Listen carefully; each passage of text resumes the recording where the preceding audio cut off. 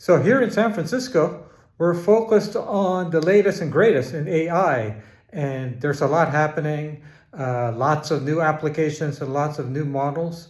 But much of what we do relies on infrastructure.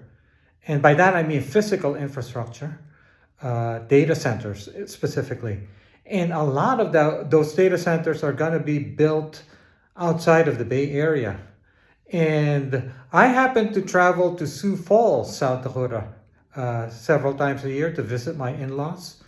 And recently they had a fight about a data center being built. And after seeing what was happening in Sioux Falls, I started reading about all sorts of local opposition to data centers all across the country. And we all know the reasons for this, right? So electricity prices, which is real. Noise pollution is another thing. I think the other thing that flies a bit under the radar is water, because these data centers require water for cooling. And a lot of these projects are being sold as a win for the local municipalities, because after all, who doesn't want to be part of the AI revolution? But also, one of the things that is being sold is that there's going to be a lot of jobs.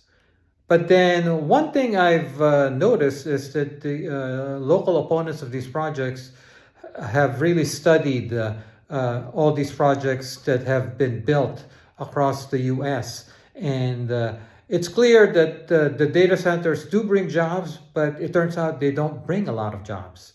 And in fact, the number of jobs is much smaller compared to if, say, a city just allowed a factory or a retail store to be built in the same physical location as the data center. So anyway, I wrote a post that captures all of my observations and the things I learned. You can find it in the episode notes. Obviously, this has geopolitical implications because while the US has all the chips it wants, China, with its centralized command over power and infrastructure, has all of the electricity and infrastructure it needs to build in order to support all of the AI needs of their country.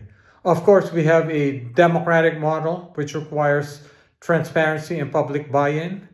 And in closing, I want to highlight two other things. One, as I said, the opposition to these data centers is sprouting up all over the US. And one of the things that's happening is that these local municipalities, local opposition groups are beginning to share resources and learnings with each other. So a battle in Sioux Falls may inform the next battle in a nearby state or across the country. And then the other thing that is happening is that seasoned analysts in Wall Street, so the ones that follow utilities, for example, are beginning to question whether or not there's going to be an overbuild as far as these data centers and the electricity infrastructure that accompanies them. So anyway, read my post and I'll catch you next time.